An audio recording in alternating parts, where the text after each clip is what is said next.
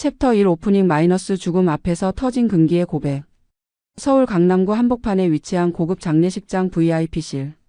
새하얀 국화꽃으로 둘러싸인 영정 사진 속 남자의 미소가 을씨년스럽게 빛나고 있었습니다. 박영수 향년 73세. 평생을 건설업계에서 성공한 사업가로 살아온 그의 마지막 가는 길이었죠. 하지만 이날 장례식장에서 벌어질 일을 아무도 예상하지 못했습니다. 죽음보다 더 충격적인 살아있는 자들의 추악한 진실이 드러나는 순간 말입니다. 검은 상복을 입은 조문객들이 하나둘 자리를 비우기 시작했습니다. 밤 11시가 넘은 시각 장례식장은 고요함 속에 잠겨 있었죠. 그런데 갑자기 한 여자의 흐느끼는 소리가 정적을 깨트렸습니다. 여보, 미안해요. 이렇게 말해야 하는 제가 너무 죄송해요. 50대 후반의 여자 김미자가 남편의 영정 앞에서 무릎을 꿇었습니다. 10년 전 박영수와 재혼한 그녀는 평소 과묵하고 차분한 성격으로 유명했죠. 하지만 이날 밤 그녀의 입에서 나온 말은 모든 일을 경악시켰습니다. 저 아이를 가졌어요. 영수 씨의 마지막 선물을 받았습니다. 김미자의 고백에 친척들은 한동안 말문이 막혔습니다. 73세 남편과 57세 아내의 늦둥이라니 놀랍긴 했지만 불가능한 일은 아니었죠. 몇몇 친척들이 놀라움을 표하며 축하 인사를 건네기 시작했습니다. 그런데 바로 그 순간 장례식장 구석에 앉아있던 또 다른 여자가 벌떡 일어섰습니다. 박민지, 박영수의 전처 소생인 32세 딸이었죠. 대학병원에서 간호사로 일하는 그녀의 얼굴은 창백했고 눈빛은 절망으로 가득했습니다. 저도 임신했어요. 민지의 외침에 장례식장이 다시 조용해졌습니다. 하지만 이것은 시작에 불과했죠. 민지가 다음에 내뱉은 말은 그 자리에 있던 모든 사람들을 얼어붙게 만들었습니다. 그런데 이 아이의 아버지는 우리 아버지예요. 그 순간 장례식장은 아수라장이 되었습니다. 친척들의 비명소리, 쓰러지는 할머니, 그리고 믿을 수 없다며 고개를 젓는 사람들. 박영수의 영정 사진만이 그 모든 혼란을 조용히 내려다보고 있었죠. 이것은 한 가족의 몰락기이자 인간의 가장 추악한 면을 보여주는 실화입니다. 겉으로는 성공한 기업가 가정으로 보였지만 그 안에 숨겨진 금기와 타락의 실체가 죽음 앞에서 적나라하게 드러난 충격의 사건. 과연 누가 거짓말을 하고 있는 걸까요? 그리고 뱃속의 두 생명, 그 아버지는 정말 누구일까요? 지금부터 여러분을 전율케 할 이 가족의 숨겨진 진실을 파헤쳐 보겠습니다. 챕터 2 성공한 기업가의 이중생활. 박영수는 서울 강남에서 건설회사를 운영하는 성공한 사업가였습니다. 1970년대부터 시작해 50여 년간 업계에서 명성을 쌓아온 그는 수백억 원대의 재산을 축적한 입지전적 인물이었죠.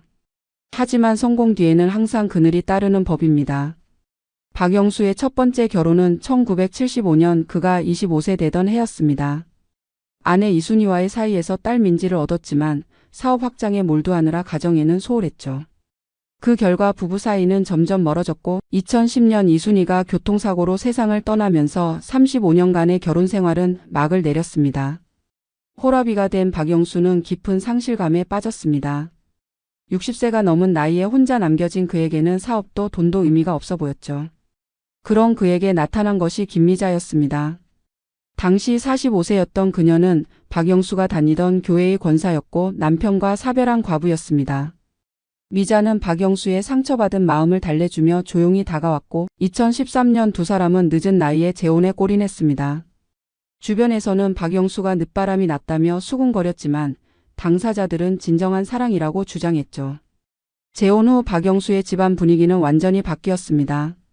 미자는 완벽한 아내이자 며느리 역할을 해냈고 박영수는 제2의 신혼생활을 만끽했습니다. 하지만 이 평화로운 일상 속에는 치명적인 균열이 숨어 있었죠. 바로 딸 민지와 새엄마 미자 사이의 미묘한 감정 싸움이었습니다.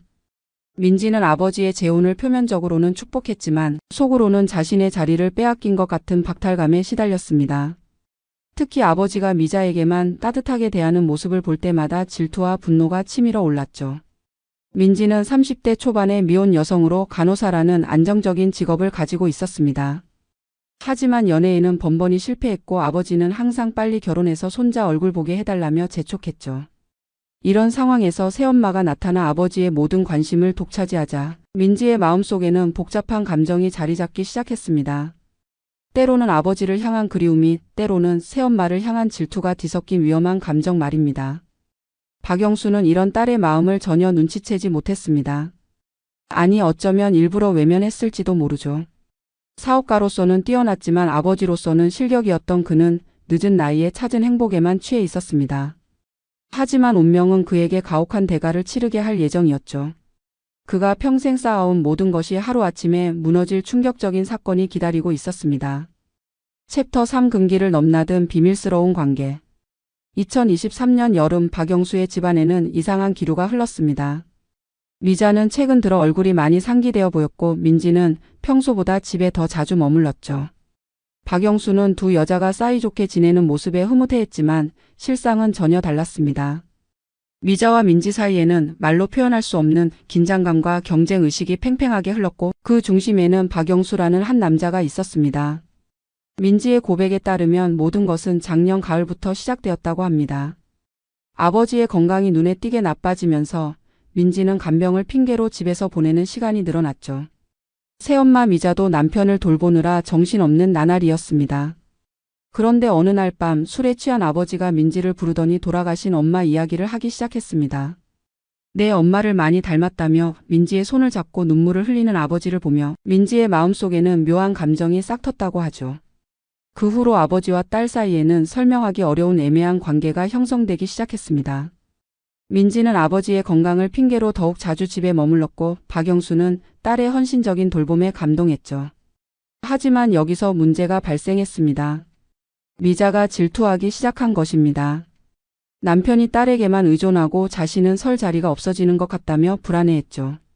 이런 상황에서 세 사람 사이의 감정은 점점 복잡하게 얽혀갔습니다. 민지는 후일 친척들에게 이렇게 털어놓았습니다. 아버지가 자신을 여자로 보기 시작했다는 것을, 그리고 자신도 그런 아버지에게 묘한 감정을 느꼈다는 것을 말이죠. 새엄마가 외출한 틈을 타서 둘만 있을 때면 아버지는 민지를 꽉 껴안고 너만 있으면 된다며 속삭였다고 합니다. 처음에는 아버지의 외로움을 달래주려던 것이 어느새 선을 넘나드는 위험한 관계로 발전해버린 것이죠. 미자 역시 이상한 낌새를 눈치채고 있었습니다. 남편이 딸과 있을 때만 유독 생기를 되찾는 모습, 그리고 민지가 집에 올 때면 평소보다 단정하게 차려입는 모습을 보며 불안감이 커져갔죠. 하지만 설마 아버지와 딸 사이에 그런 일이 있을 거라고는 상상도 못했습니다. 오히려 자신이 질투심 때문에 이상하게 생각하는 것이라고 자책했죠. 그러면서도 남편의 사랑을 되찾기 위해 더욱 노력했고 그 과정에서 예상치 못한 임신이라는 결과를 얻게 되었습니다. 한편 민지도 비슷한 상황에 처했습니다. 아버지와의 금기스러운 관계에서 벗어나고 싶으면서도 동시에 그 관계를 통해 느끼는 특별함을 포기할 수 없었죠. 그러다 자신도 임신 사실을 알게 되었고 그 아버지가 누구인지에 대한 확신이 서면서 깊은 절망에 빠졌습니다. 두 여자 모두 같은 남자의 아이를 가지게 된 것, 그것도 한 명은 아내로서 다른 한 명은 딸로서 말이죠. 이보다 더 비극적이고 충격적인 상황이 또 있을까요? 챕터 4 갑작스러운 죽음과 숨겨진 진실. 2024년 2월 14일 발렌타인데이. 아이러니하게도 사랑의 날에 박영수의 생은 막을 내렸습니다. 평소와 다름없이 회사에 출근한 그는 오후 회의 중 갑자기 가슴을 부여잡으며 쓰러졌죠. 응급실로 급히 이송되었지만 이미 늦었습니다. 광범위한 심근경색으로 인한 급사였고 의료진의 필사적인 노력에도 불구하고 그는 숨을 거두었습니다. 향년 73세, 너무나 갑작스러운 죽음이었죠. 병원에서 연락을 받은 미자는 눈앞이 캄캄했습니다. 임신 3개월째였던 그녀는 충격으로 인해 쓰러질 뻔했죠. 민지 역시 근무 중이던 병원에서 아버지의 부고 소식을 들었습니다. 똑같이 임신 초기였던 그녀는 복잡한 심경이었습니다. 슬픔과 동시에 이제 이 모든 비밀스러운 관계가 끝났다는 안도감, 그리고 혼자 남겨진다는 두려움이 뒤섞였죠. 장례식 준비는 미자가 주도했습니다. 박영수의 회사 직원들과 업계 관계자들이 대거 몰려들면서 장례식장은 발 디딜 틈이 없을 정도였죠. 고인의 성공한 인생을 증명하듯 조화와 조문객들이 끊이지 않았습니다. 하지만 정작 가족들은 각자의 비밀을 안고 괴로워하고 있었죠. 미자는 남편의 죽음으로 인한 슬픔과 뱃속의 아이에 대한 걱정으로 밤잠을 이루지 못했고 민지는 자신만이 알고 있는 아버지와의 비밀스러운 관계를 어떻게 처리해야 할지 고민에 빠져 있었습니다. 장례식 첫날 밤 조문객들이 모두 돌아간 후 빈 장례식장에는 가족들만 남았습니다. 박영수의 형제들과 조카들 그리고 미자와 민지까지. 총 10여 명이 둘러앉아 고인을 그리워하며 이야기꽃을 피우고 있었죠. 그런데 갑자기 미자가 자리에서 일어나더니 영정 앞에 무릎을 꿇었습니다. 다들 들어주세요. 제가 고백할 게 있어요. 미자의 떨리는 목소리에 모두가 주목했습니다. 영수 씨가 마지막 선물을 주고 가셨어요. 저 임신했습니다. 미자의 고백에 친척들은 놀라면서도 축하 인사를 건네기 시작했습니다. 73세 남편의 유복자라니 신기하면서도 감동적인 일이었죠. 하지만 기쁨도 잠시 구석에서 조용히 앉아있던 민지가 갑자기 벌떡 일어섰습니다. 저도 임신했어요. 두 번째 임신 소식에 친척들은 더욱 놀랐습니다. 아버지가 죽기 전에 딸도 임신했다니 정말 우연의 일치인가 싶었죠.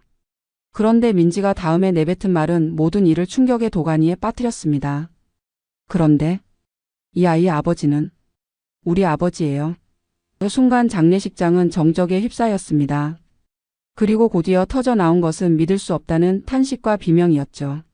한할머니는 그 자리에서 기절했고 몇몇 남자 친척들은 말도 안 되는 소리 하지 마 라며 소리쳤습니다. 미자는 창백한 얼굴로 민지를 바라보며 정신 차려 라고 외쳤지만 민지는 눈물을 흘리며 계속해서 자신의 주장을 반복했습니다. 챕터 5 폭로 이후의 아수라장. 민지의 충격적인 고백 이후 장례식장은 완전한 혼란에 빠졌습니다. 몇몇 친척들은 미친 소리다며 자리를 박차고 나가려 했고 다른 이들은 설마 그런 일이라며 고개를 저었죠.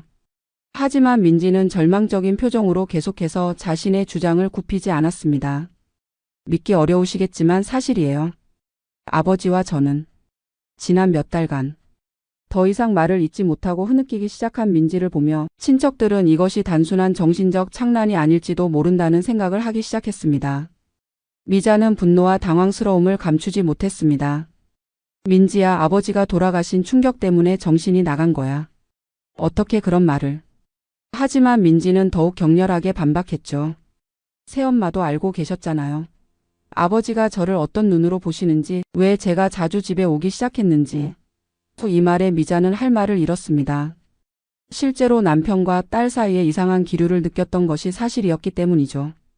박영수의 형인 박영호는 가족의 명예를 걱정하며 이런 말도 안 되는 소리는 그만두고 조용히 장례나 치르자고 말했지만 상황은 이미 걷잡을 수 없이 흘러가고 있었습니다. 민지는 자신의 주장을 증명하기 위해 구체적인 날짜와 장소까지 언급하기 시작했죠. 작년 10월 15일 새엄마가 친정에 다녀오신 날, 11월 3일 회사 야유의 날, 그리고 너무나 구체적인 증언에 친척들은 점점 불안해졌습니다. 한 조카가 그럼 DNA 검사를 해보자고 제안했지만 정작 당사자인 박영수는 이미 세상을 떠난 후였습니다. 물론 시신에서 샘플을 채취할 수는 있었지만 이미 충분히 복잡해진 상황을 더욱 악화시킬 뿐이었죠. 미자는 그런 모독적인 일은 절대 할 수 없다며 강하게 반대했고 민지는 진실을 밝히고 싶다며 맞섰습니다. 밤이 깊어갈수록 논쟁은 격화되었습니다. 일부 친척들은 민지의 말을 믿기 시작했고 다른 이들은 여전히 불신하고 있었죠. 박영수가 그런 사람이 아니냐는 옹호론과 요즘 세상에 그런 일이 없겠나는 의심론이 대립했습니다. 특히 박영수를 어려서부터 알고 지낸 친구들은 성격상 절대 그럴 리 없다며 민지를 비난했지만 일부 가족들은 평소 민지를 유독 아끼더니라며 의심의 눈초리를 보내기 시작했습니다. 새벽 2시가 넘어서야 겨우 상황이 정리되었습니다. 결국 친척들은 일단 장례를 마친 후에 차근차근 해결하자는 쪽으로 의견을 모았죠. 하지만 이미 가족 간의 신뢰는 완전히 무너진 상태였습니다. 미자는 민지를 불신의 눈으로 바라봤고 민지는 아무도 자신을 믿어주지 않는다며 절망에 빠졌습니다. 그리고 두 여자 모두 뱃속에 아이를 두고 깊은 고민에 빠져야 했죠. 과연 이 아이들을 낳아야 하는 걸까? 그리고 진짜 아버지는 누구일까 하는 의문 말입니다. 챕터 6 진실 공방과 가족의 분열. 장례식 다음 날 박영수의 발인과 함께 가족들의 갈등도 본격화되었습니다. 조문객들 사이에서는 전날 밤에 충격적인 고백이 소문으로 퍼져나가고 있었고 일부는 호기심 어린 눈으로 미자와 민지를 바라보았죠. 두 여자는 각각 다른 방식으로 상황에 대처했습니다. 미자는 민지가 아버지의 죽음을 받아들이지 못해 일시적으로 정신적 혼란을 겪고 있다며 사태를 무마하려 했고 민지는 진실은 언젠가 밝혀질 것이라며 침묵 속에서 자신의 신념을 굳혔습니다. 화장터에서 돌아온 후 가족회의가 열렸습니다. 박영수의 형제들과 조카들이 모인 자리에서 본격적인 진실 공방이 시작되었죠. 박영수의 둘째 형 박영철은 이런 치부를 밖에 알려지게 할 순 없다며 민지에게 말을 바꾸든지 아니면 집안에서 나가라고 얼터메이텀을 던졌습니다. 하지만 민지는 저는 거짓말을 할 수 없어요. 뱃속의 아이가 그걸 허락하지 않아요라며 완강히 저항했죠. 미자는 이 과정에서 매우 영리하게 행동했습니다. 직접적으로 민지를 공격하는 대신 가족의 화합과 고인의 명예를 앞세워 여론을 자신에게 유리하게 만들었죠. 영수 씨가 얼마나 가족을 사랑하는 분이셨는데 이런 말도 안 되는 소문으로 그분의 명예에 먹칠을 할 순 없어요 라며 눈물을 보였습니다. 많은 친척들이 미자의 편에 서기 시작했고 민지는 점점 고립되어 갔습니다. 하지만 민지에게도 지지자가 있었습니다. 박영수의 막내 누나인 박순자만큼은 민지가 그런 거짓말을 할 이유가 없다며 조카를 감쌌죠. 오빠가 평생 여자에 밝혔던 것도 사실이고 재혼 후에 민지를 유독 챙기는 모습을 여러 번 봤다며 폭탄 발언을 터뜨렸습니다. 이에 다른 형제들이 누나까지 왜 그래라며 반발했지만 박순자는 진실이 뭔지는 시간이 지나면 알 수 있을 것이라며 의미심장한 말을 남겼습니다. 한편 민지의 직장인 병원에서도 소문이 퍼져나가기 시작했습니다. 평소 모범적인 간호사로 알려졌던 그녀가 아버지와 그런 관계였다는 충격적인 소문에 동료들은 당황했죠. 일부는 설마 그럴 리가라며 불신했지만 다른 이들은 최근 들어 표정이 어두웠던 것 같더라며 수군거렸습니다. 결국 민지는 무기한 휴직계를 제출할 수밖에 없었죠. 미자 역시 주변의 시선을 견디기 어려웠습니다. 교회에서는 새댁이 임신했다며? 라는 축하 인사와 함께 그런데 의붓딸이 이상한 소리를 한다던데? 라는 호기심 어린 질문들이 쏟아졌습니다. 미자는 민지가 아버지를 잃은 충격으로 잠시 헛소리를 한 것이라며 해명했지만 사람들의 의심스러운 눈초리를 완전히 지울 수는 없었죠. 이런 상황에서 결정적인 사건이 발생했습니다. 박영수의 회사에서 유품을 정리하던 중 그의 개인 금고에서 충격적인 물건들이 발견된 것입니다. 민지의 사진들이 대량으로 보관되어 있었는데 그중 상당수가 그녀가 모르는 사이에 촬영된 것들이었죠. 샤워하는 모습, 잠든 모습, 그리고 옷을 갈아입는 모습까지. 이것은 명백히 정상적인 아버지와 딸의 관계에서는 있을 수 없는 일이었습니다. 이 사실을 처음 발견한 것은 박영수의 비서였던 김 과장이었습니다. 그는 고민 끝에 가족들에게 이 사실을 알렸고 친척들은 또다시 충격에 빠졌죠. 그럼 정말로? 라며 민지의 말이 사실일지도 모른다는 생각을 하기 시작했습니다. 미자는 이 사진들을 보며 남편에 대한 믿음이 완전히 무너지는 것을 느꼈습니다. 동시에 민지에 대한 적대감도 더욱 깊어졌죠. 챕터 7도 임신의 진실과 가족의 몰락. 박영수의 은밀한 취미가 발각되면서 가족 내 분위기는 완전히 뒤바뀌었습니다. 그동안 민지를 의심했던 친척들도 이제는 그럼 정말 그런 일이 있었던 건가라며 태도를 바꾸기 시작했죠. 하지만 여전히 확실한 증거는 없었습니다. 사진들은 박영수의 비정상적인 집착을 보여줄 뿐 실제로 육체적 관계가 있었다는 직접적 증거는 아니었기 때문입니다. 미자는 이런 상황을 받아들이기 어려워했습니다. 10년 동안 함께 살면서 남편이 그런 성향을 가진 사람이라는 것을 전혀 눈치채지 못했다는 사실이 자존심에 큰 상처를 주었죠. 더욱이 자신이 임신한 아이가 정말로 남편의 아이가 맞는지에 대한 의심까지 들기 시작했습니다. 혹시 남편이 바람을 피운 것은 아닐까, 아니면 자신의 임신이 다른 이유 때문인 것은 아닐까 하는 불안감이 커져갔습니다. 민지는 상대적으로 의연했습니다. 그동안 아무도 믿어주지 않던 자신의 말이 어느 정도 신빙성을 얻게 되자 오히려 당당해졌죠. 저는 처음부터 거짓말을 한 적이 없어요. 아버지와 저 사이에 있었던 일들을 솔직하게 말한 것뿐입니다. 라며 자신의 입장을 재확인했습니다.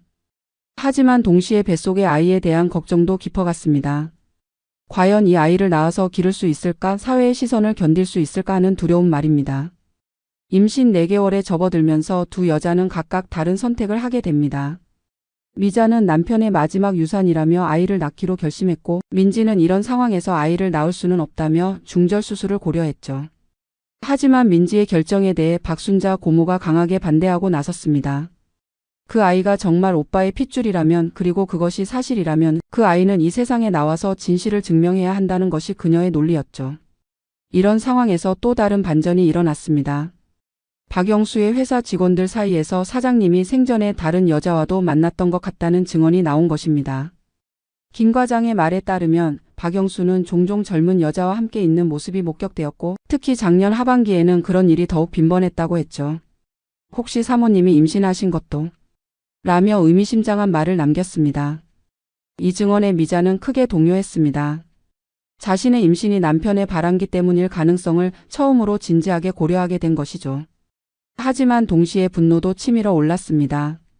그럼 민지 때문에 제가 의심을 받아야 한다는 말인가요? 라며 격분했고 이는 곧 민지와의 전면전으로 이어졌습니다. 두 여자는 같은 지붕 아래서 살 수 없다며 서로 집에서 나가라고 요구했고 친척들은 이런 상황을 중재하느라 골머리를 앓았습니다. 결국 박영수의 형들이 나서서 일단 아이들을 낳은 후에 DNA 검사를 해보자는 결론을 내렸습니다. 그래야만 모든 의혹을 확실히 해소할 수 있다는 판단이었죠. 하지만 이 결정으로 인해 두 여자는 앞으로 몇 달 더 이 끔찍한 상황을 견뎌야 했습니다. 임신 기간 내내 서로를 의심하고 견제하면서 말입니다. 챕터 8 출산과 충격적인 DNA 검사 결과 2024년 하반기 드디어 두 여자의 출산 예정일이 다가왔습니다. 미자가 먼저 10월에 아들을 낳았고 민지는 11월에 딸을 출산했죠. 아이러니하게도 두 아기 모두 건강했고 특히 박영수를 닮은 부분들이 있어서 친척들을 더욱 혼란스럽게 만들었습니다. 미자의 아들은 고인의 어린 시절 사진과 매우 흡사했고 민지의 딸 역시 박영수 집안 특유의 눈매를 가지고 있었던 것입니다. 출산 후 첫 만남에서 두 여자는 서로 복잡한 감정을 느꼈습니다. 미자는 민지의 딸을 보며 정말 영수 씨를 닮았네라고 중얼거렸고 민지는 미자의 아들을 보며 혈육이 맞나 보네요라고 씁쓸하게 말했죠. 하지만 여전히 누구의 말이 진실인지 그리고 두 아이의 진짜 아버지가 누구인지는 오리무중이었습니다. 드디어 가족들이 그토록 기다렸던 DNA 검사 날이 왔습니다. 박영수의 유전자 샘플은 장례 당시 보관해둔 것을 사용했고 두 아기의 샘플도 채취했죠. 결과가 나오기까지의 2주간은 온 가족이 초조하게 기다려야 했습니다. 미자는 결과가 어떻게 나오든 상관없다며 여유를 부렸지만 속으로는 불안해했고 민지는 진실이 밝혀질 것이라며 담담했지만 역시 긴장하고 있었습니다. 검사 결과가 나온 날 가족들은 다시 한자리에 모였습니다. 박영수의 형인 박영호가 봉인된 결과지를 받아들고 엄숙하게 발표했죠. 미자의 아들. 박영수와 99.9% 일치한다. 첫 번째 결과에 미자는 안도의 한숨을 쉬었습니다. 적어도 자신의 아이는 남편의 친자식이라는 것이 증명된 것이었죠. 하지만 진짜 충격은 다음에 있었습니다. 민지의 딸. 역시 박영수와 99.9% 일치한다. 순간 장례는 정적에 휩싸였습니다. 두 아이 모두 박영수의 친자식이라는 결과가 나온 것이었죠. 이는 민지의 주장이 사실이었다는 것을 의미했습니다. 아버지와 딸 사이의 금기스러운 관계 그리고 그 결과로 태어난 아이까지. 상상하기도 싫었던 일이 현실로 드러난 순간이었습니다. 미자는 그 자리에서 쓰러질 뻔했습니다. 남편이 자신의 의붓딸과 그런 관계를 가졌다는 사실 그리고 자신이 그 사실을 전혀 눈치채지 못했다는 현실이 받아들여지지 않았죠. 반면 민지는 이제야 진실이 밝혀졌네요 라며 쓸쓸하게 미소 지었습니다. 하지만 그 미소 뒤에는 깊은 절망과 후회가 숨어 있었죠. 친척들의 반응은 제각각이었습니다. 일부는 이제 와서 어쩌란 말이냐며 한탄했고 다른 이들은 박영수가 정말 그런 짓을 했다니며 분노했습니다. 특히 박영수의 형들은 동생의 행동이 가문의 명예에 돌이킬 수 없는 상처를 남겼다며 크게 낙담했죠. 이제 우리 집안은 어떻게 되는 거냐며 하늘을 원망했습니다. 챕터 989-9-3 DNA 검사 결과가 공개된 후 박영수 집안은 완전히 해체되었습니다. 미자와 민지는 더 이상 같은 공간에서 살 수 없다며 재산 분할을 요구했고 이 과정에서 또 다른 갈등이 불거졌죠. 박영수가 남긴 수십억 원의 재산을 두고 정당한 상속자가 누구인지를 놓고 법정 다툼까지 벌어진 것입니다. 미자는 적법한 배우자로서의 상속권을 주장했고 민지는 친딸로서의 권리를 내세웠습니다. 하지만 문제는 민지가 낳은 아이도 박영수의 친자식이라는 점이었죠. 법적으로 복잡한 상황이었습니다. 미자의 아들은 적법한 혼인 관계에서 태어난 아이이므로 당연히 상속권이 있었지만 민지의 딸은 법적으로는 근친상간의 결과로 태어난 아이여서 상속 자격에 논란이 있었습니다. 변호사들도 이런 사례는 처음이라며 머리를 끙끙 앓았죠. 결국 재판부는 혈연관계가 확인된 이상 두 아이 모두 상속권을 인정한다는 판결을 내렸지만 사회적 논란은 더욱 커졌습니다. 언론에서도 이 사건에 주목하기 시작했습니다.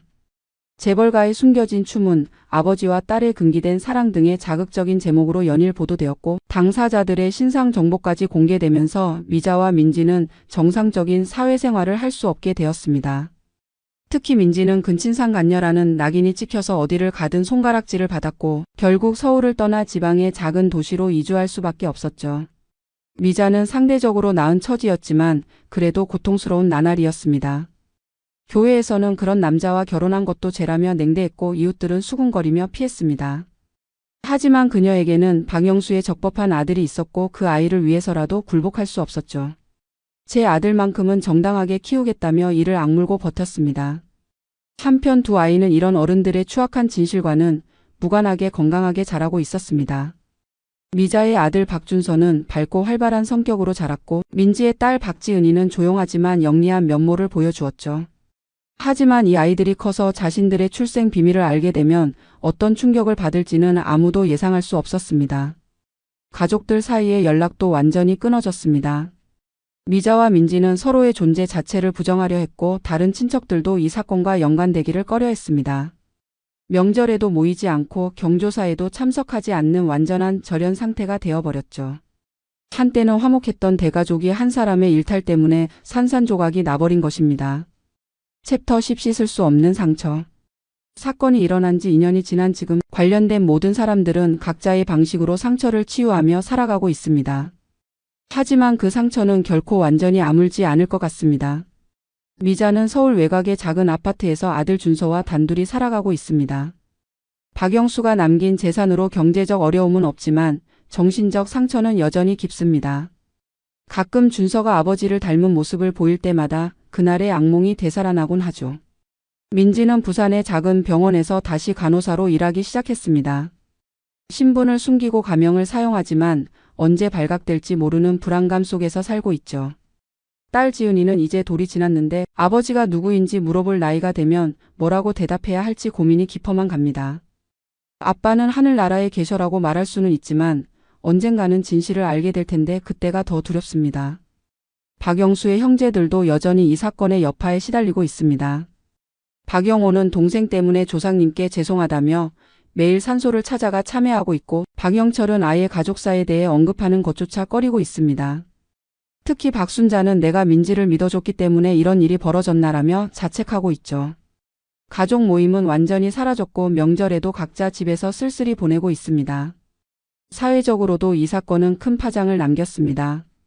근친상간이라는 금기 중의 금기가 현실에서 벌어졌다는 사실에 많은 사람들이 충격을 받았죠. 일부에서는 요즘 세상이 어떻게 돌아가는 거냐며 개탄했고 다른 이들은 그런 일도 있을 수 있는 것 아니냐며 상대적으로 관용적인 반응을 보이기도 했습니다. 하지만 대다수는 여전히 이런 사건을 받아들이기 어려워하고 있습니다. 법적인 문제들도 아직 완전히 해결되지 않았습니다. 근친상간으로 태어난 아이의 상속권 문제는 새로운 판례를 만들었지만 여전히 논란의 여지가 있죠. 또한 박영수가 민지를 몰래 촬영한 사진들에 대한 처리 문제도 남아 있습니다. 가족들은 이 사진들을 모두 폐기했다고 주장하지만 혹시 어딘가에 더 있지는 않을까 하는 불안감을 떨칠 수 없습니다. 이 모든 비극의 중심에 있던 박영수는 이미 세상을 떠났지만 그가 남긴 상처는 여전히 많은 사람들의 마음에 깊게 새겨져 있습니다. 한 사람의 그릇된 욕망이 얼마나 많은 사람들의 인생을 파괴할 수 있는지를 보여주는 처참한 사례가 되어버린 것이죠. 그리고 그 상처는 아마도 평생에 걸쳐 치유되지 않을 것 같습니다. 가족이라는 이름으로 포장된 추악한 진실, 사랑이라는 미명하에 자행된 금기의 범죄, 그리고 그 모든 것이 한 사람의 죽음과 함께 드러난 충격적인 현실. 이것이 바로 우리가 목격한 가장 비극적인 가족사의 전말입니다. 여러분은 이 이야기를 어떻게 생각하시나요? 과연 진정한 가족의 의미는 무엇일까요? 그리고 이런 비극을 막을 수 있는 방법은 정말 없는 것일까요? 이 질문들에 대한 답은 아마도 각자의 마음속에서 찾아야 할 것입니다.